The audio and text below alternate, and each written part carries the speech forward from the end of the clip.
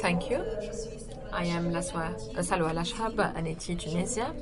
I would like first to thank all the speakers for the quality of their presentations. I have followed carefully all of them, so if you allow me now, I have two questions. First, addressed to our colleague from Acteris Belgium. You have talked about the social bureau Exaris interim, and which aim is to target a specific job seeker category with a specific age portion.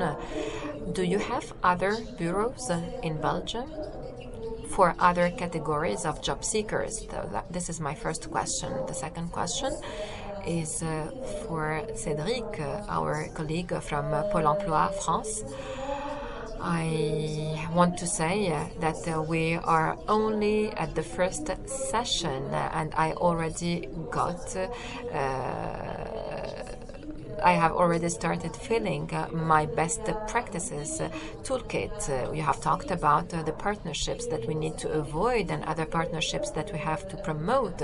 So all this new method adopted by Pôle emploi for the social and professional coaching with a professional and social advisors for the to coach job seekers. I think that this is a very interesting experience. So my question is, could you please provide us with more information and details about on this approach? Thank you. So, how do you want us to proceed? To get a round of questions and then answer, or? Yes, so we move now to a second question. Good morning. My name is Richard Mtaka. I am an NGO coordinator, the Youth International Center, based in London, and I am here representing the Democratic Republic of Congo. So I would like to thank our speakers, but I don't have a question, but rather a proposal. Our colleague has talked about a toolkit of recommendations. So I would like to say, or just I want to ask the NGOs represented here, NGOs, so the civil society associations and non-governmental organizations, if you are here. I just wanted to see, given that yesterday when we were having the opening cocktail, I wanted to see how many organizations and associations are present in this event. So my objective is simply to see which organizations and how many organizations are interested and are being invited in this event. This is important because if we want to have an efficient partnership, the NGOs and CSOs have to be well organized. When we come to the negotiation table, we need to be well organized. Therefore, my proposal is to set up an employment NGO platform. My experience from the UK, where we are participating in a project called Local Initiative Partnership, a partnership including associations and public employment services.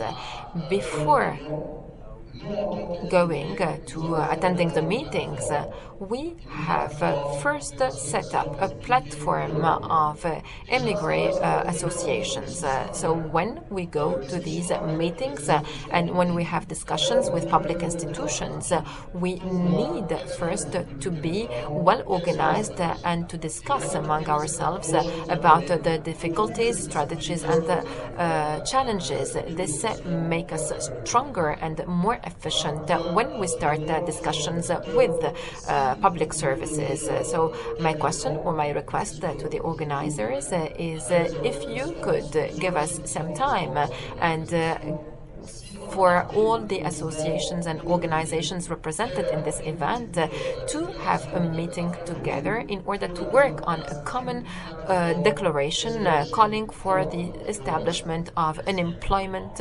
NGOs platform. Thank you for this recommendation.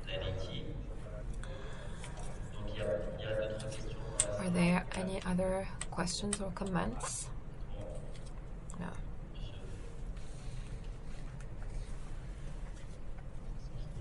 Good morning.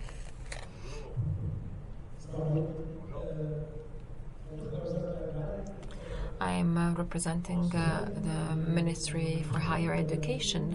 My question to the representatives of ANETI and the Ministry for Employment and Vocational Training. First, about the terminology. Partnership? What are the horizons or the tools that we need to set up in order to start a partnership between the ministries of employment and higher education in order to avoid having job seekers on the job market without the skills required and requested by the job market? My question is, therefore, what we are producing in our universities in terms of career centers and competency centers, which involve a training dimension and which aim at completing the training provided by our universities. These centers rely on an assessment of the job market needs. What kind of partnership and what kind of collaboration could we have between these centers and the ANETI or the Ministry for Employment? I think that we have about 50 of these centers in the different universities in Tunisia. Thank you. I would also like to ask all our colleagues or representatives from ANETI to answer or to comment on these questions. Thank you. Thank you. Good morning. Thank you very much. I am Baitullah Ahmed Laswad, the General Director at the National Agency for Youth Employment Promotion in Mauritania. I would like first to thank my friend and my brother, the General Director Mustafa Abdar, and the Tunisian government for their hospitality and for their invitation. I would also like to thank Mrs. Christine Malika for the excellent organization and coordination of this event. I want to say that we are here in order to learn from different experiences and from best practices. All these experiences are very important, and the idea is really to share ideas and to share experiences on the different levels and different forms of employment services and structures. We know that we have different societies and different countries with different economies and different specificities. So when we talk about the partnership between the civil society and public services, I think that this partnership cannot simply rely on the public institutions. When we consider the French, the Belgian, and also the Tunisian experiences, it is clear that we need to have more civil society organizations, especially the ones working on employment issues. We are currently developing projects and programs, and therefore it would be very good to involve as many organizations and associations as we can. Thank you.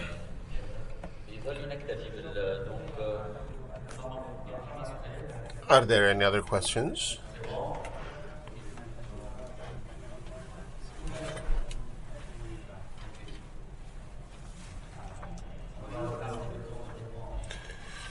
We have to give them the time to answer. Good morning, Hajar Masoudi. I'm in support of migration positive at Mercy Corps.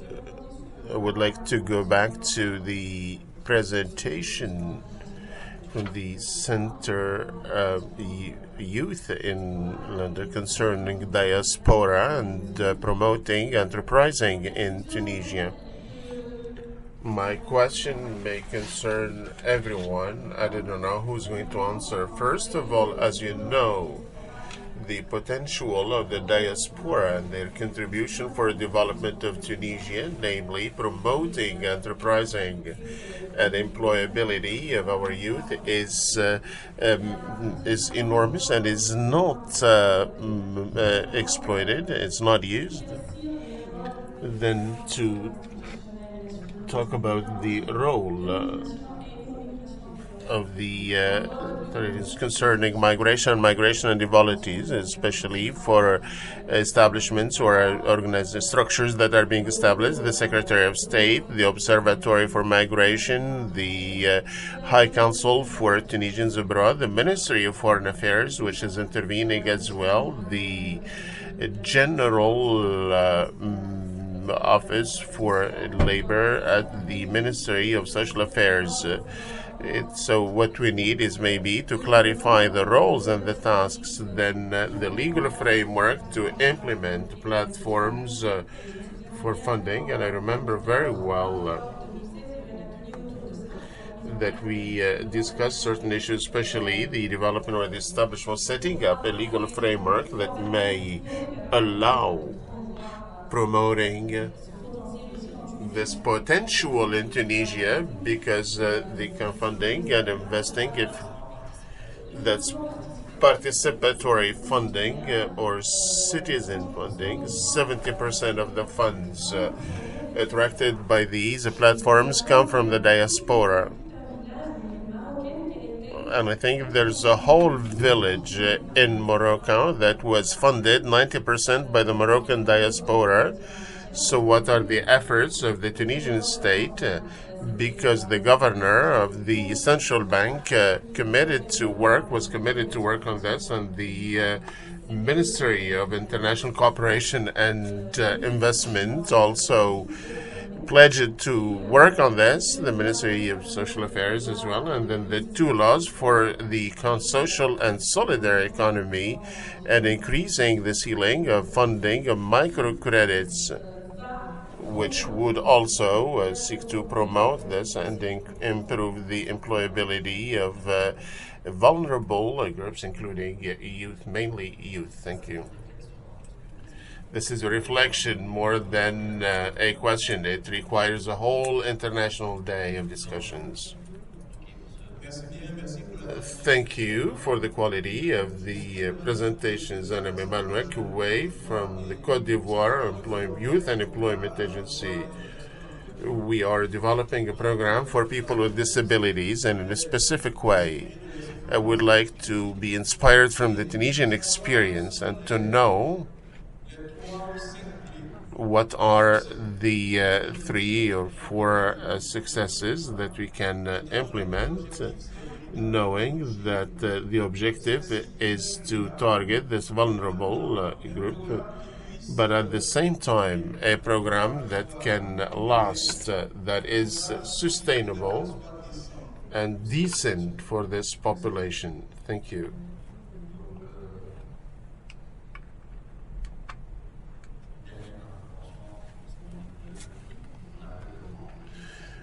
We don't have time, so a last comment. Thank you, Mariam Bissari from UN Office for Projects. My question goes to our colleague from Employment. Would like to know if the initiative of partnership emanates always from the public, or if civil society can come forward with projects to the public employment services as well within partnership.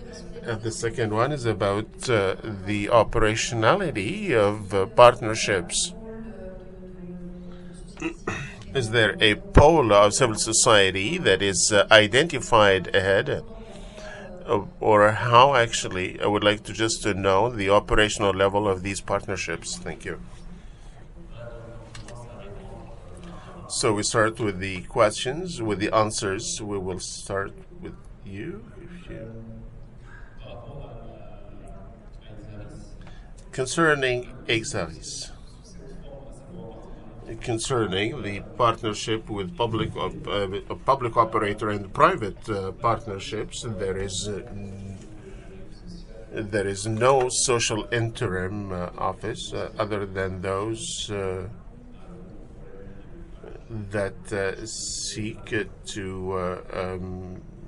work on the question of unemployment in Brussels.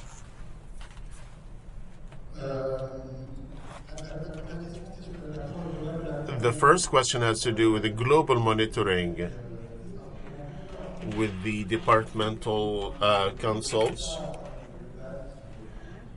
The main observation is that is to be in the place of the job seeker and the reality of his process, and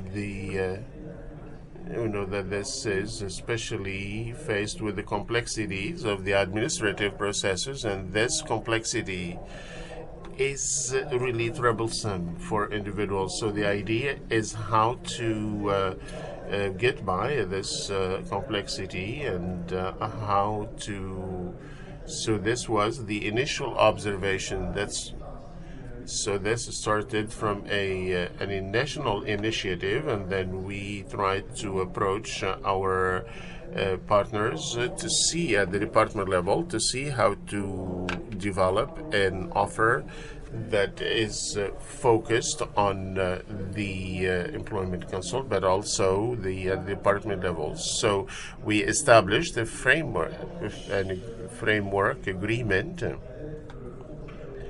working with the European Social Fund in order to levy funds, and then at the territorial level to decide yes or not to implement that, because each departmental council is an independent political authority in order to negotiate with the concrete implementation of these partnerships. And here we notice that out of the 101 departments, 98 agreements have been implemented based on this global monitoring approach that allows to have allows the job seekers to have a process between the social monitoring by the social worker and the employment council. And when they say behind them, these are not carried out in succession, but in parallel at the same time, in order to avoid any paradoxical issues. That, for example, instead of saying that your priority is housing, your priority is accommodation, otherwise you lose your help or others. So it is this type of assistance that allows for that. In order to have a joint approach that is structured and coordinated for the job seeker. I'm not saying that it is simple. These have to do with complex approaches, and concretely, we are there. It is operational. It is thousands and thousands of people who are monitored, and it opens the way for a new form of monitoring, especially concerning the return to employment. This is a real success, and this is far from being a case that is won. And I am at your disposal to say more about the details of that's in the margin of the conference, of course. We have spoken a lot about civil society. There is an issue that I have not raised, but there is another matter that exists in Tunisia, and it has to do with the liaison offices, which has been launched for 4 or 5 years, and which exists. Initially, the objective is to have one at the local level, at the level of every agency, at the level of departments. That's why it is easier to implement. But the objective is to have partners in order to have a real exchange between the Institution for Employment and the departmental offices and civil society to have a representation, hence to have a representation of the job seekers, because it is with this type that we can have the liaison, to have association of unemployed that exist in many departments, not in all of them. So we wanted them to be grouped into such structures in order to provide to be.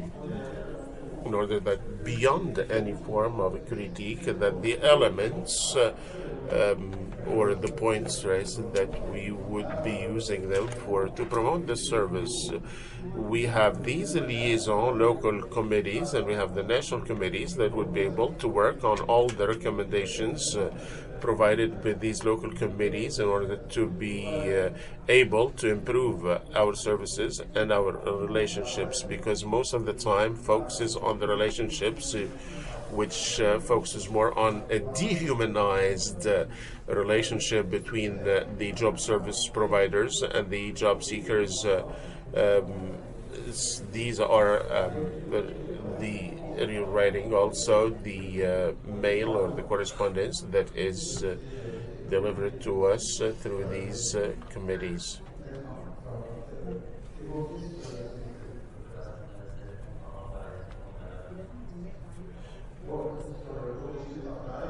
About the origin of this is something we have opened up at the local level. What I have evoked also is that we are, our idea is that we often call on subcontractors, and we have offer for projects, and we try to define within the partnerships who are not within this approach, who are seeking complementarity, so we can identify partners with whom we can say this is interesting and say this could be launched in that way. But there are also those who come to us, contact us, and who see that their role can provide some form of complementarity within this approach, and they can solicit and they can see, and this is part of the implementation. If there is no financial difficulty or human resources, because there are departments where we have a problem of human resources and funding, and that's why the local level would be the well-grounded aspect for a partnership. And at the same time, at the national level, we receive also the association structures who would seek to work in terms of complementarity. Whether this is based on a national agreement or not, this is not always the case. Sometimes it's just a slowness, but it's not an element that's why we often send back to the local level. But the structure globally is based on this principle of opening up, which is at the core of this relationship. So this is a real evolution. When it comes to operationality, we have established partners for the monitoring of, for example, workers with disabilities. We have partners who are structured and organized at the national territory and provide very operational services targeting everyone. Then we try to check this operationality to see whether this has to do with what is produced at the local level for a return to employment as much as possible. It is in this way that we assess the efficiency, and it is through this partnership that we focus more on the performance of the structures for many years. This involves satisfaction surveys, which are also focused on action to be carried out in partnership with other actors in order to assess the relevance of action and the way the job seekers experience this.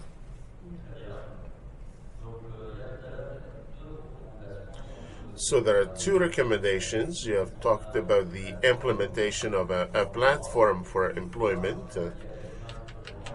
I don't know if anyone can answer this question. Mrs. Lachab, if you can.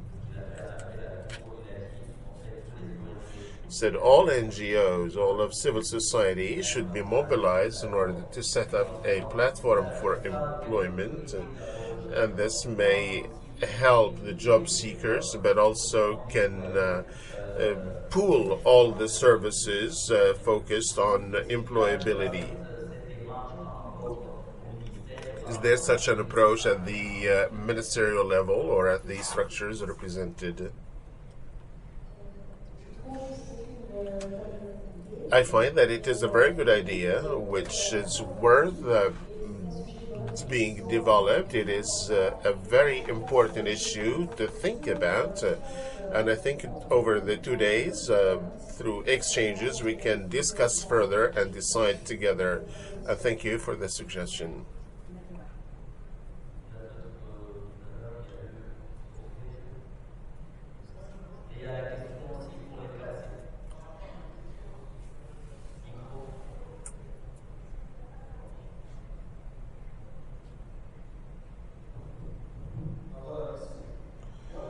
Thank you. In my presentation tomorrow, I will go back to a platform that we have established at the various regions in association with AID. It is an association that supports development initiatives. And at the same time, with Fondation France, we try to set up a platform, but it is at the level of different regions. A platform where we can find different active. So it's not an offer of services, it is an offer for intervention. It is an offer for associations to intervene at the level of employability. I will talk about this tomorrow.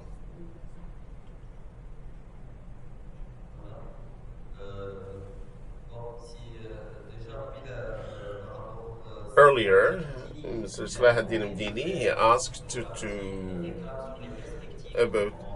have a et je vous laisse quand même un tout petit peu la parole parce qu'on est un peu serré par le temps.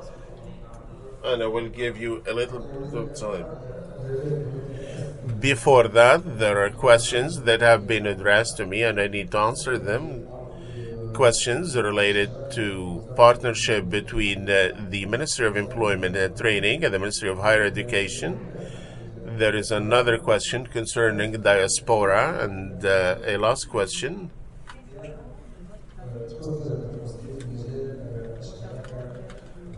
Concerning partnership between the National Employment Agency and Handicap International. Concerning the partnership between the Ministry of Employment and Vocational Training and the Ministry of Higher Education, we do not use maybe the term partnership because the ministries are partners and with those that have the same policies. But maybe what is required is more coordination between, better coordination between the ministries and exchange of information concerning the employment market. What is required also is that the reform and the programs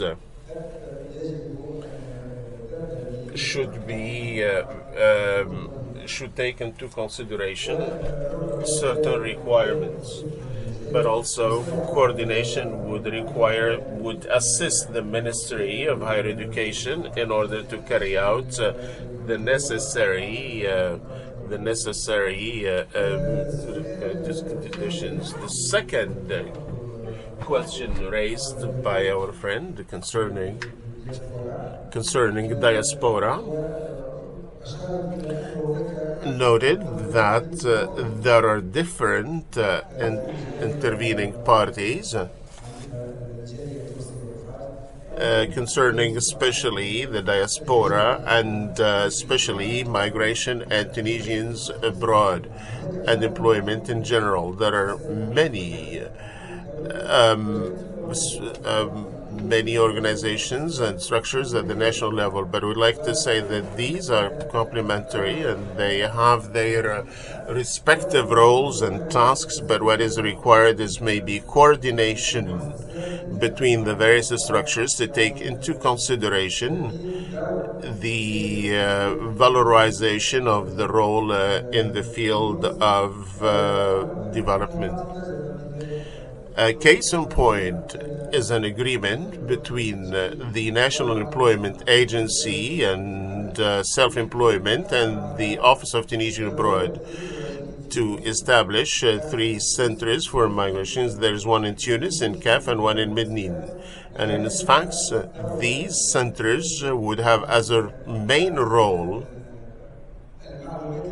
providing exhaustive information to Tunisians returning from abroad and Tunisians seeking to find employment in host countries. So there is certainly a big complementarity between the Tunisian office abroad and ANITI. We should not forget that historically speaking, these 2 structures were one in what we call the Bureau for Employment and Tunisians Abroad, Training, Employment and Tunisians Abroad. The third question, our friend from Côte d'Ivoire, who would like to have a summary or a briefing on the experience concerning monitoring people with disabilities. Here I would like to give a very important point, maybe a finding after 3 years of this experience. What is important in this respect is the participatory dimension, as I have mentioned, at all levels. The participatory dimension in programs, in terms of diagnosis of needs, and also developing programs, implementation, and assessment. This dimension is essential. Then there is the local dimension and regional dimension. Through my experience, there are now many partners at the local and regional level. And I mention here a number of ministries. But formally, there is no official agreement that binds the Ministry of Employment and Training with any other ministry, whether it is social affairs or agriculture or any other ministry. But at the regional level, there is a full coordination. Because in terms of field needs, there are real needs that can be discovered very rapidly. As every intervening party, this involves also coordination, but there is an important cooperation concerning these 2.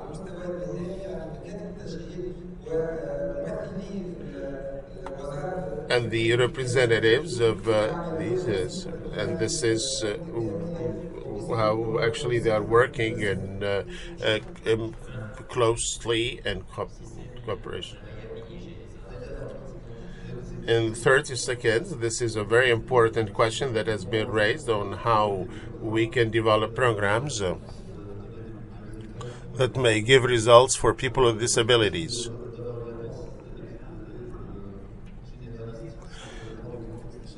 Without providing any global answer, this depends on situation of respective countries. But a sustainable solution should target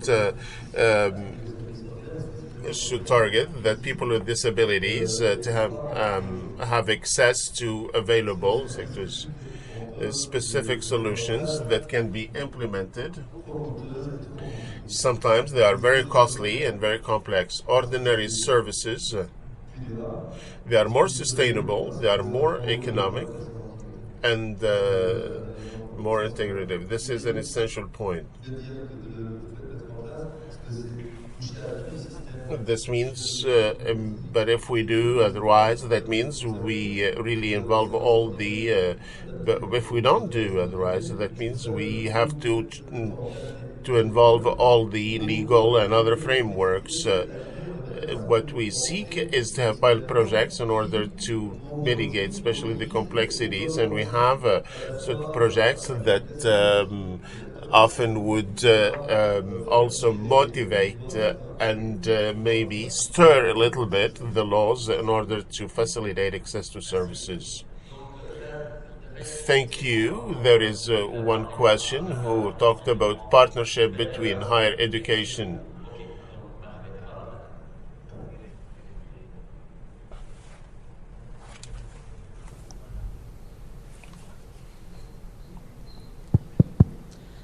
وجدان بن عياد عن وزارة التكوين المهني والتشغيل. Wujdan Ben Ayed from the Ministry of Training and Employment. In terms of monitoring job seekers is a broad issue, and those who want to launch projects. This is an issue of concern to the Ministry of Employment and Training as part of a number of agreements signed between the ministries and associations. Our colleague from the Ministry of Higher Education talks about monitoring before seeking jobs.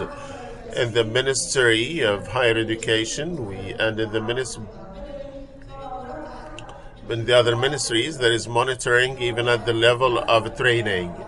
There is the phase of training, there's the phase of seeking job. There's a national strategy to support private initiatives in which Tunisia has been involved through a number of areas, including the culture of enterprising and also monitoring and supporting entrepreneurs and job seekers. There is a complementarity at the level of ministries, intervention also at the level of sectors, which enable the different sectors to play their role. The Ministry of Higher Education, the Ministry of Education, the Ministry of Human Rights and Transitional Justice, our relationship with civil society, the Ministry of Employment. There are many sectors where in the final analysis we find the intersection at the level of monitoring for those who want to launch their projects and those who seek jobs. So we cannot say that there is no crisscrossing. There is a complementarity. There are also intersections which at the final analysis provide the results we see at practical level, which is startups or work abroad. Maybe he wanted also talk about the curriculum and which have to do with modernizing this culture, which would enable developing a new dynamics. And this is important that the Ministry of Training and Ministry of Higher Education, whether it is private. In this concerning this point, I would like to clarify that there is a joint commission between the Ministry of Education, the Ministry of Training, and the Ministry of Higher Education, whose task is to clarify the pedagogical aspects that seeking jobs and developing projects, these curricula would be diversified so that graduates from university and those who have been through education would not to ask for something that would be self-reliant and would be able to find their source of income and develop their careers. So there is a complementarity in this respect, and there is a national strategy for private initiatives, the most important of which is to establish an initiative, a culture of initiative that would start even at preschooling age, as it is a culture more than anything else. Thank you everyone, to our guests for the quality of the presentations. Thank you for your reactions and to all the questions raised during the first panel. I would like to tell you that all the presentations would be delivered and would be available on the WAPS website. I enjoy your lunch, even though we are late, and we meet during the second session to talk about the enterprising approach to promote employment and improve employability. So,